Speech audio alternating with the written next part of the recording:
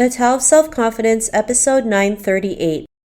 Welcome to the Tao of Self-Confidence, where I share stories of amazing women who have discovered their inner journey to self-confidence. Visit our website at thetaoofselfconfidence.com. Your inner journey to self-confidence awaits. If you're tired of being the best-kept secret in your industry, listen up. You don't need to be louder, you need to be seen.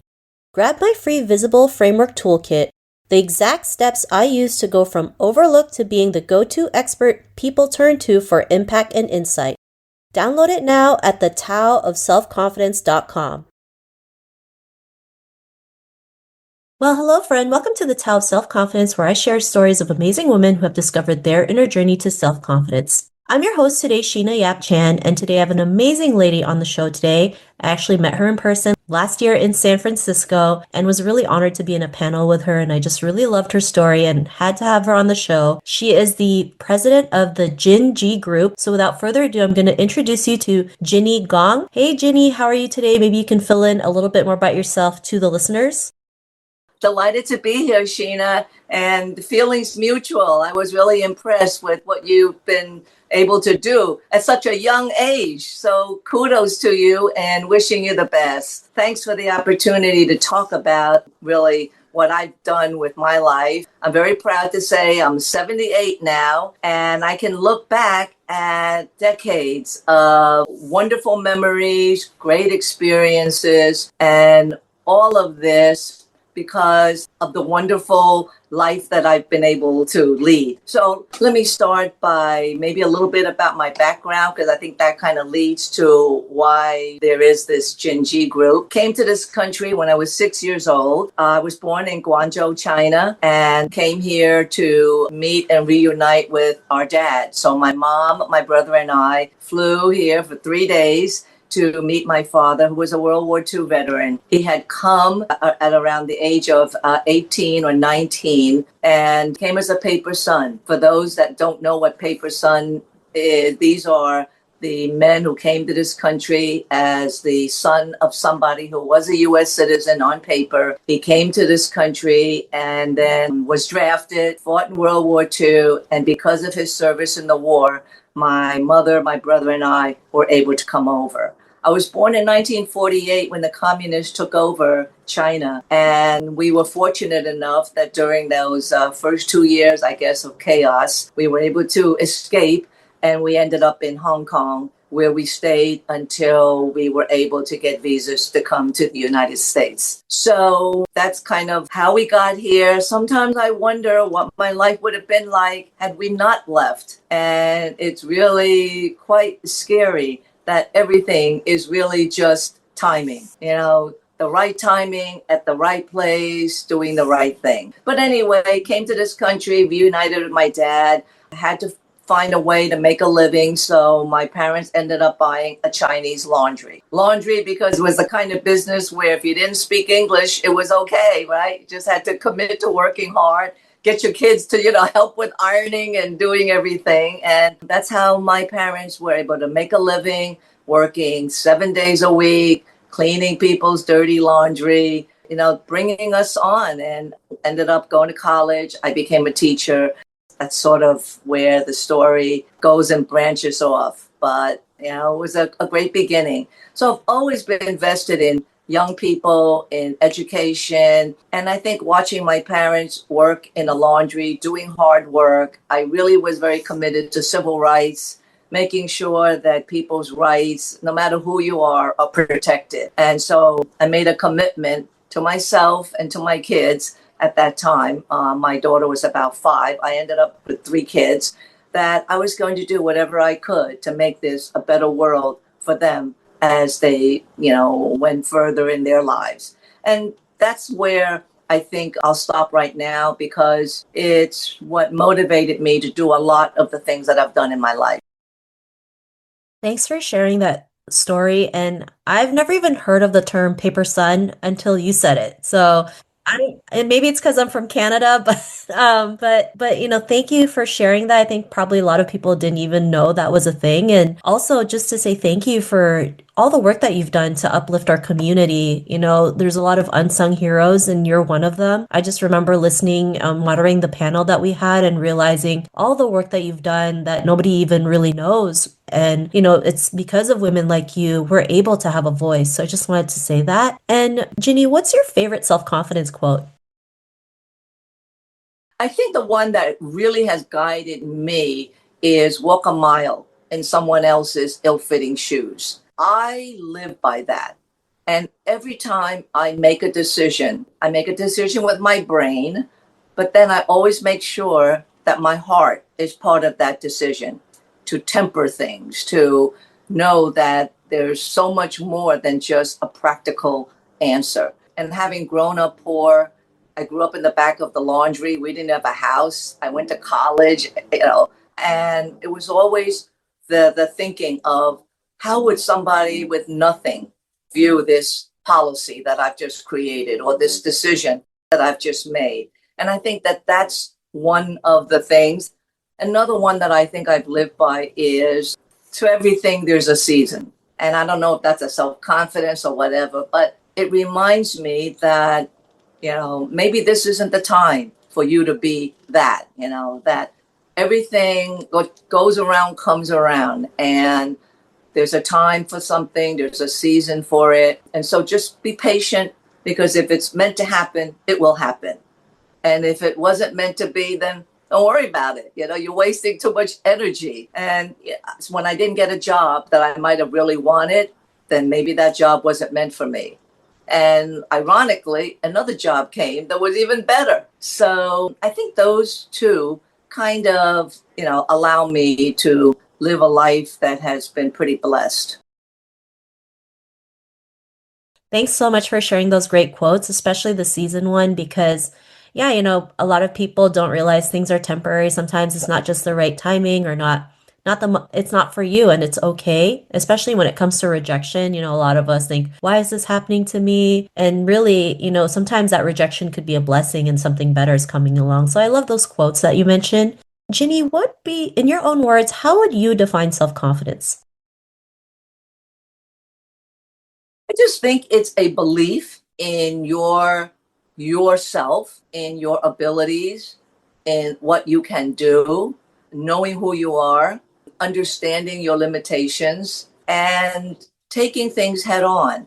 Sometimes it's not always that clear. I always wanted to be a teacher. I always knew I'd be a mother.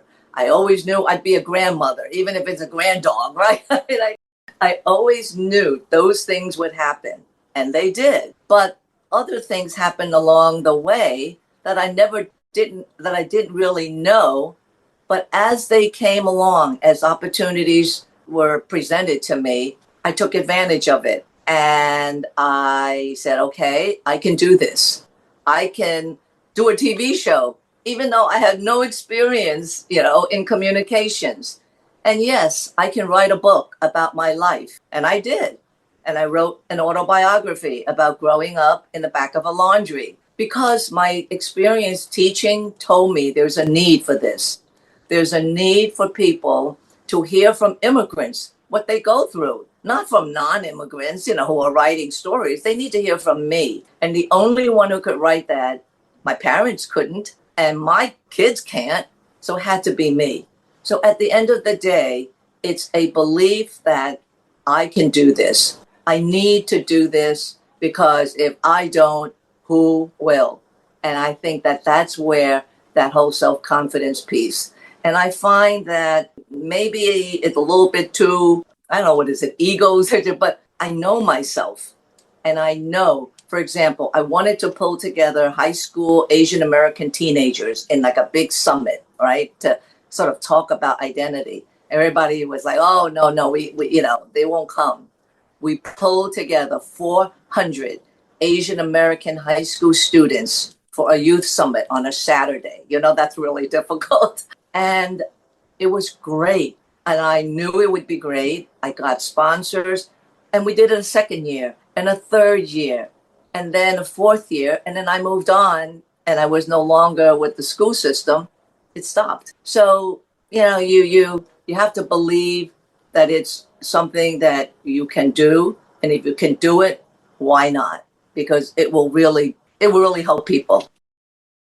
Thanks for sharing that great definition and that great story. Sometimes a lot of people tend to overthink it. You just said, I'll figure it out, I'll do it. And you not only did one, but four. And you probably could have done more if you were still there. But I really love that story. And it's just a great example that if you want to do something, just go do it, figure it out. Like I always tell people, ready, fire, aim, start before you're ready, take action and course correct as you go. And you never know where it could lead you. But sometimes people challenge you to do things. I sat on the board of the television studio and I said, I never see Asian Americans on TV shows. And they said, well, do something, Ginny. I'm like, okay, I will.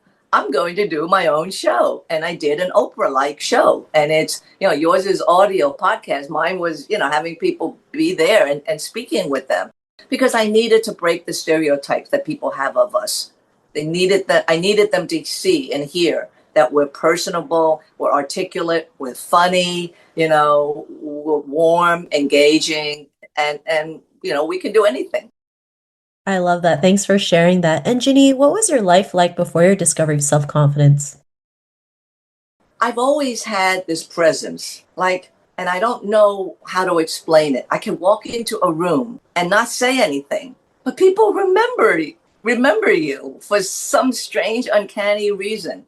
And when I was 6 years old and we lived in the laundry, I would walk down the block. I'm 6 years old. I would stop at every little store and chat with the owner.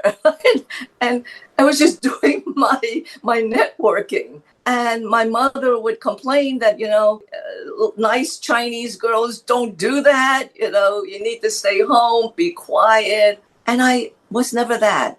I was just always out there, always confident I could do anything. And that hasn't changed. I still feel like I can do anything. Now, you have your fears, you have a lot of things that kind of get in your way. So sometimes you have to stop and decide, is this the right thing for me to do? But all in all, I can't remember, Sheena. I know it's a crazy thing. I can't remember when I didn't have that self confidence. Well, thanks for sharing that. And I love how you mentioned at 6 years old, you just went from like door to door, talking to people, networking. And yes, culturally, we're not, especially Asian women, we're not taught to be in front of people, talk to people. Especially, we've been taught to stay in the background, never make any noise, do as you're told. But I'm glad you kept going, even though, you were told not to do that. But Oh, I got reprimanded for it. I mean, my parents had asked me to go 2 blocks to buy milk, and by the time I came back, 2 hours later, I've already chatted with everyone, everywhere. I love that. And, I know you've done a lot of things. You went from speaking, you went from, you were a teacher, you were also the former president of OCA, which is one of the biggest like Asian American organizations in the US. You also had your own TV show, you have your own coaching practice, you're an author. What was that moment in your life when or maybe there's many moments in your life that made you realize, you can go and do all these things and, not stop you from doing it? What was that aha moment?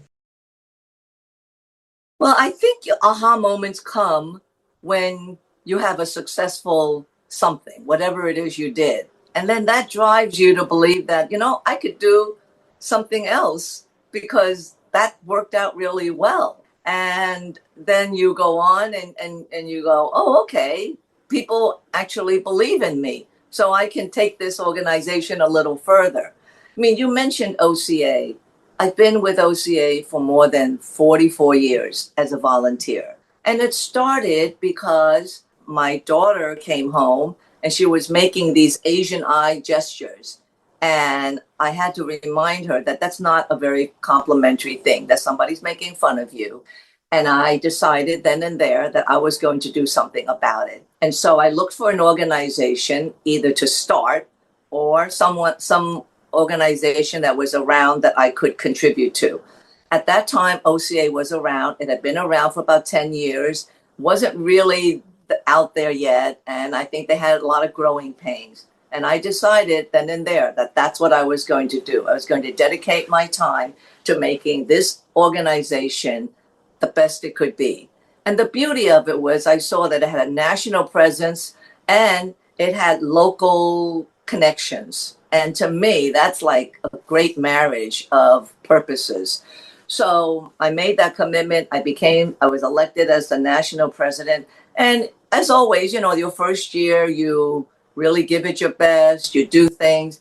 But in my second term, I was like, okay, I've got support. I can really move this organization forward. And then, we did great things. We started internship programs, brought in interns from colleges everywhere. And then I was elected for another third and fourth term in the mid 2000s. And that's when I decided, I'm going to go bolder. And I moved the organization during my term to become more Pan Asian. I didn't feel that it should just be Chinese Americans anymore because the whole country was changing and people were not seeing us as specific ethnic groups, but as Asian Americans. So move the organization that way. Now, that was not easy because I took a lot of flack for it, but I was ready and I knew that that was going to happen. So, as long as you're prepared to address the issues and keep advocating. And then eventually during my term, in my fourth term, we bought a building. And we bought 3 buildings that became the OCA National Center in DuPont Circle in Washington, D.C. So, one success gets you to another, to another. As long as you know you've got the support of the people that you're leading and you believe in the mission that, that's getting you that support. At the end of the day, that's where it all comes from. Success begets success. I love that. I love that you mentioned success, brings in more success. And it's so true, right? If you've been able to accomplish something once, you can do it again. You can take that same process and transfer it.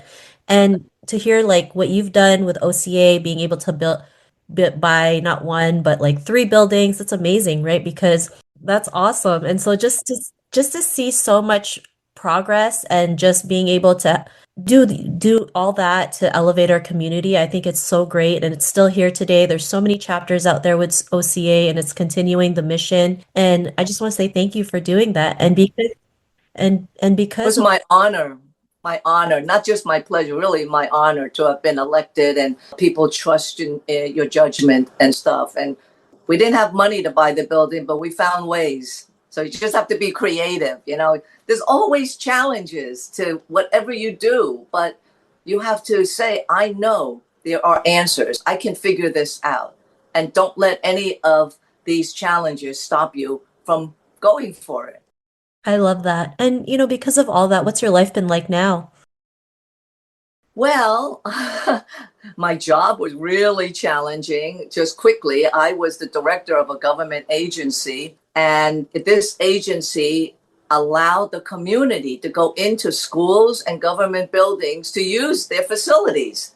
So we had Chinese schools using the schools for, Chinese training for everything. So I felt like it was really aligned with something I believed in. So I did that for 21 years as a director of this government agency. And then finally, I decided it was time to retire. So at 70 and a half, I retired and have 4 grandchildren. I've got 3 kids. They're all doing great, living their own lives. My grandkids are doing great. And I met somebody and I'm living a different life now. I'm open to doing a lot of things. We are cruising on our yacht, mini yacht, and just kind of doing whatever we want to do because I've been there, done that. I've given a lot, and it's time for me to just sort of enjoy life. This is my last phase. At 78, who knows, how many more years I have left. So however many it is, I'm going to live it, right? I love that, and I'm glad you're enjoying life. You deserve it for all the work that you've done for not only for our community, but beyond that. And Ginny, to the woman who's listening to your episode, she may be in a similar journey to self-confidence. What would be that one tip you'd give to her? Don't let anything stop you. You are a woman. You have so much strength going for you, you know? I look at my mother and she's kind of like my role model. She came to this country, never finished more than fourth grade, couldn't speak English, but they had the wherewithal to move here, to work hard, then to buy a townhouse that would someday be, be a legacy for my brother and me. And she just had that strength.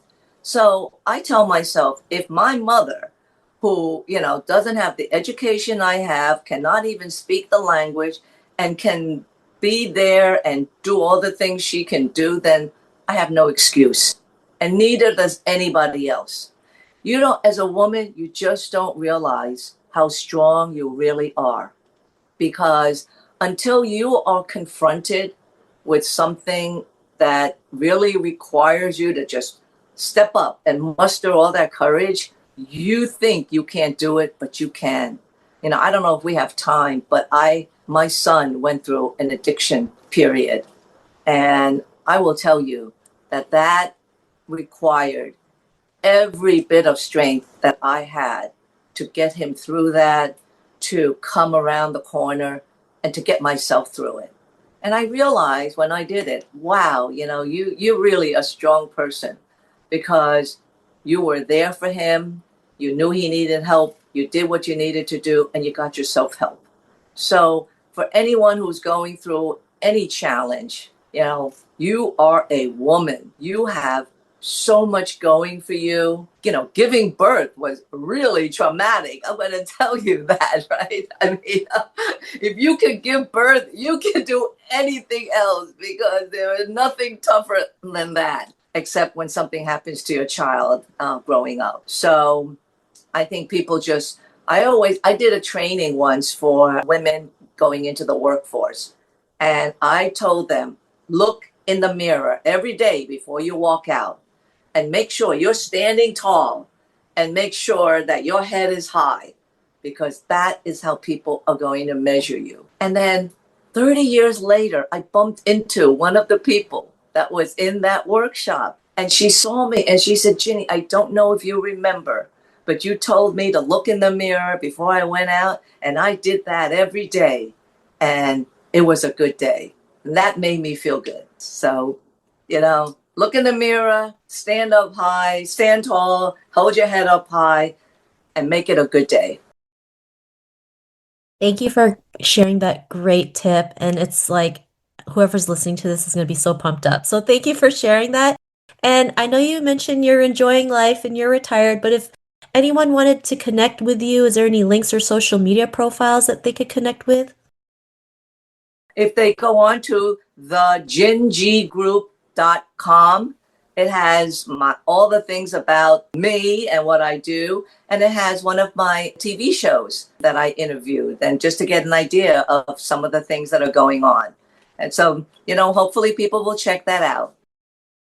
Thank you so much. And to our listeners, if you want to connect with Ginny, you can also head on over to the taoofselfconfidence.com and search for Ginny's name.